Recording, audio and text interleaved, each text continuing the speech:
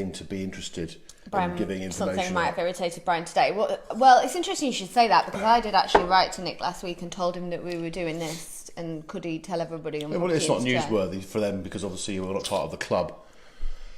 Anyway, times welcome to change. Positivity, everybody. It is. It's positive outcomes. Positive outcomes this morning. Right, what good news have we got?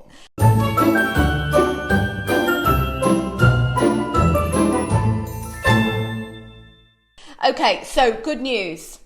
First of all, I did put it in the group last night, but if you didn't see it, the government has announced that they will now be doing furlough. So if you are on furlough, or you've got team members or colleagues or friends or family that are furloughed, and they get paid a proportion of their income as a commission, you are now able to claim that. Obviously, it's still up to the 2,500 limit. But you are actually going to be able to get that from the government. And I think that from an estate agent's point of view, we had a very specific set of challenges there. Wait, back a minute. Carry on. Sorry, my co-host has just disappeared. We had a very specific set of challenges there because we have a lot of low basics and high commissions, so it's really, really great news. I've got something else as well, which I found out today, and because I read the internet, as you all know, back to back every night. I thought you look at the internet. What do you mean you read the internet? I read the internet back to back. Right. You know, I don't know what it basically means. I spend hours on the internet. Yeah. Okay. And Post-it notes, 40 years old today. Really? And I know that you might think, what relevance has that got? But you know I love a Post-it note. You do love Post-it note. If any of you have had any training sessions with me, the whole place looks like a Post-it note factory explosion. But listen to this from another piece of really interesting, useless news for you today. Post-it notes were made by accident because there was a slip-up in the 3M factory. Don't ask me what the slip-up was. Didn't get that far. Fascinating. There you go. Bet you needed to know that, everybody, didn't you? Fascinating stuff. Some of the practices that they've got should be relevant for everybody, really, to be using in this current day and age. And it also then led me down a train of thought that I wanted to share with you this morning, and that is that this is going to change us, right, forever. And everybody is saying that. Yeah, everyone is saying that, but specifically about agency is that we spend a lot of time on the road, as most of you know, talking and helping and coaching agents to be world class, to be better than they've ever been. And I actually believe right now that you are... What are you doing? I can't control your laptop. Why are you playing around my laptop? What was wrong with it as it was? It was absolutely fine. So if you just leave it as it is and stop tinkering... I was trying to make a comment. Just leave it. It's fine, right? You've just knocked my train of thought out. So yeah, we travel around the country talking and helping people, encourage them to have better conversations. But mainly the conversations are around about providing the right solutions to your customers' problems. And in order to provide a solution, you need to identify what the problem is. But right now, okay, we all know what they are. They're quite obvious in this strange, crazy time that we're in. Right? Do you want to sit still for I nail your feet to the floor? Are they obvious? I think in most cases they are. The only reason I'm saying that is because obviously, usually when we're training, our biggest thing is that you can never assume and that you've got to try and go deeper. I didn't say assume. No, I know. But I feel like being obvious would be like, oh, maybe they're having money troubles. But if you're the majority shareholder of Zoom, for example, you're not having money troubles. I'm using him as a wild example. But you're assuming that he hasn't got any money troubles. Okay, but my point is, we can't... Sorry, should we come back later? No, my point... Talk amongst yourselves for a minute. But you get what I'm saying. Oh, yeah, no, I get it. I think everybody's got a different set of challenges at the moment. Some people are not struggling, others are. Some people have got very, very busy tech jobs, blah, blah, blah. You get my gist. Sorry, I was just trying to say that, not everybody's got the same set of challenges. No, and that wasn't what I was saying. I was saying some of them are obvious right now, i.e. we're on lockdown, okay? Okay. Their challenge in your wonderful world of, everything's fine and rosy, which it is most of the time, could be that, one of the owners of a house who's a company director has had to furlough all of his staff and is now having it. We've got people that we know that have a different challenge, haven't been furloughed, but they furloughed everybody, and suddenly they've got everything on them. The workload. That's a very different. That's a very different challenge. Anyway, Shall I carry on? Please do, Brian. I'm going to drink my tea. God, I think it's 9:15. Anyway, so my point is this. Okay, you'll still need to uncover what the problems are. Some of them may be a little clearer now than they have been in the past, but still, we need to uncover them. So our conversations are now very deliberate. We've talked about this in the last couple of weeks with you in the morning. We're having, empathy plays a big part. We're calling customers and we're starting with how are things, how's the family. Really important now in terms of how you are connecting with your customers. Understand their they're at home. Do they have children? Do you know if they've got children? You should do. Mm-hmm. If you are, what are their names? And if you are speaking to them today, hi, Mr. Mansell, how are the kids? How's the schoolwork going? How's their exercise doing with Joe Wicks or whatever it is? Yeah. Improve the connectivity, the language you have with people to another level. But my point is this, by doing that, what you're able to do is identify the challenge they may have. So this is my point. People will be in need, some of them, of financial help. Okay? So what can we do as estate agents? What do we have at our fingertips for our customers and people on our database that we can use to help? Yeah. What do we have? Oh, it's a question. Yes, if you wanted to help me in my financial situation at the moment, and I'm a seller, or I was thinking of selling, or maybe I've come off the market now to ride this out. Oh, well, okay, so there's two immediate things that spring to mind, although I'm sure there's loads of them. But initially I would be thinking, so have they considered either releasing equity or remortgaging? Yep, remortgaging, definitely. Yeah, so I'd be considering maybe two of those things. Obviously, if you go and say, have you considered remortgaging, they'll probably put the phone down on you right now. Yeah. So it's got to be you've got to get closer to them, is exactly what you just described. Yeah.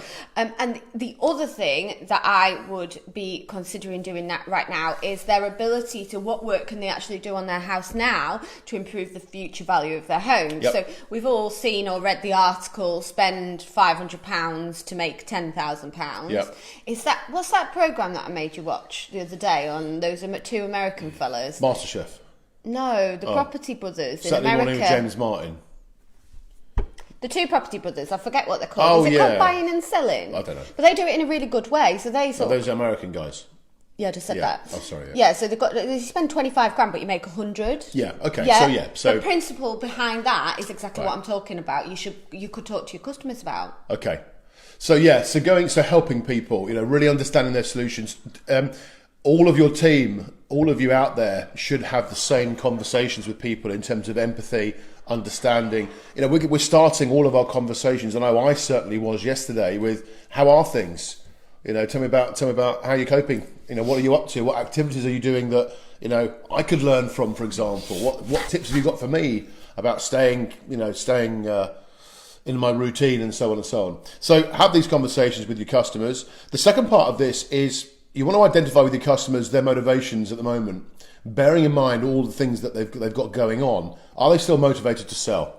If you could find a buyer virtually right now, would they be happy to accept an offer? Would they still, and start the process? Maybe they're going to have to park the end of it right now because we don't know when we're going to come out of lockdown. But actually, are they still motivated? Are they still in the market? Yeah, rather than on the market. It's a very different terminology there. Can I just say on that point, I think, for what it's worth, and it is just my opinion, that many people will have been assessing their lifestyle and their living arrangements right now. Yep. I know I have. I've muttered to you God knows how many times about how there's bits and pieces wrong with this house, or how I would want to live differently, should this ever, God forbid, happen again. Yep. And I can't be the only person that's having those thoughts. So I do think that it's understanding what their onward plans may have changed quite significantly. Yeah, their thought process will have done. There's 6 no weeks doubt ago, about it. 6 weeks ago, I was looking for a flat in London. Yeah. Really? Yeah. Okay. So just to recap there, conversations with your customers, are they in the market still or are they on the market? You don't want them off the market. Things are going to bounce back quite significantly. The second thing is that we picked up yesterday is the same conversations really, but with buyers, and tenants in this situation. Yeah. Who is in the market right now? categorizing your customers so there's priorities. If you had a bunch of buyers ready to view properties online, could you have a virtual open house?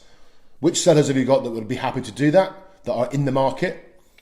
Yeah, and which buyers have you got that are in the market? Yeah. There's. I think we've got into certainly what I've been hearing is that we've fallen into a bit of a trap of, because everything's changed, we're not kind of setting targets and stuff. And I said it last week. Don't worry about viewing targets. I think now things have settled. I think we should be setting virtual viewings targets. So if you've got 20 sellers and 5 of them are really in the market and would still be keen, although they'd be saying to you, how's this going to happen? Right, we're going to set up a virtual open day for you on Saturday.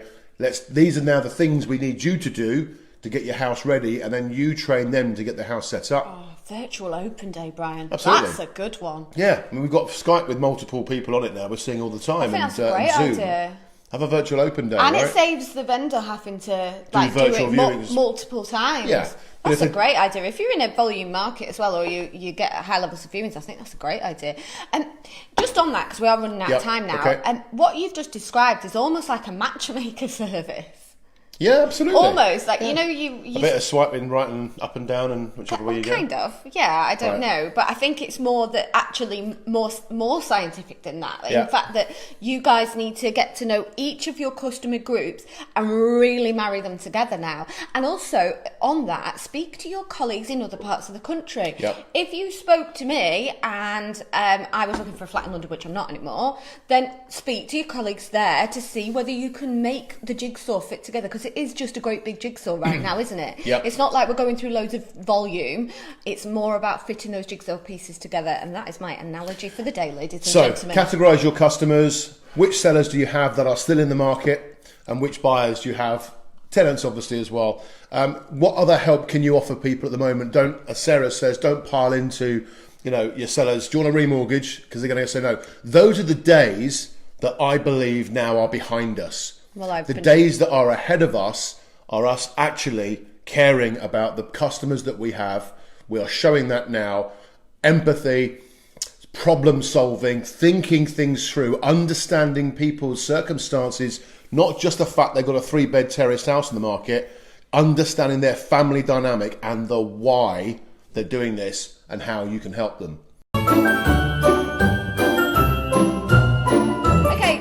Brian and Sarah's recommendations, hopefully you found that bit helpful. The next part is, so for kids, I found this thing, it's an app, it's called Swift Playground. It's all about coding and learning to code in Apple's sort of back, I don't know, it's not very technical, but back tech area, dev area. Really, really interesting, looks the part. Created by Apple, so it's called Swift Playground. As always, I'll put these in the notes afterwards. Then we have also got, so this might be of interest to you guys. I don't know how many of you live in towns or wherever you live, but I've been forcing Brian to go on the same walk day in, day out, and I live here, so I know where I'm supposed to be going, but there's like a little convenient loop. Well, I found this app called Outdoor Active, and it's free, and you can find little walking routes, and it's really important to get outside at the moment, but just to find new walking routes, new footpaths, if you get the opportunity, then it's really, really useful. Yeah, that's great. Learning. Brian and I have both got back our apps called Peak. Peak. PEAK. PEAK, highly recommended. It is a brain training and well-being, exercising your mind, because I think actually we're doing a lot of physical exercise, but the mind is the thing that's struggling with. Well, I've been struggling with it. Let's be honest. I'm not going to come on here and pretend I'm perfect. No, it's just that you said you're doing a lot of physical exercise. No, I said the people out there are doing it. It's not just about physical exercise. Walked up the stairs. It's about training your mind and keeping your mind fresh, rather than sitting, monogamously on the phone all the time. Okay. So Peak, P-E-A-K, very, very good. And also you can have high levels of competition, which goes down well. Yeah, you can compete with us, absolutely. The book today, and it ties in with Brian's theme of the day, is Simon Sinek, Start With Why. I think we might have spoken about Simon Sinek last week. He's written a raft of absolutely brilliant books, but this I think was his first, was it? I think so, yeah. And obviously it's relating to you and your why in business, but also you need to get to know the why of your customers. Really, really important. So definitely one for you. And the binge watch that I've put on there today, Brian, is Kleptocrats. Kleptocrats, yeah, brilliant. So it's not a series. What was it on? Can you remember? It was about the Wolf of Wall Street Yeah, but no, I on mean Netflix. was Yes. Apple TV. Was it? I'm going to take a punt. I'll put it in the notes. We'll put on the notes, but it's brilliant, and it's about how, ironically, the Wolf of Wall Street was made with fake money from a government. Dirty money. Dirty money. No, Very but it good. is fascinating, actually, the politics behind what was initially one of Brian's favourite movies. Anyway, I don't know. have a wonderful day. Empathy Bye. on the market, in the market. Have a great day. See you tomorrow.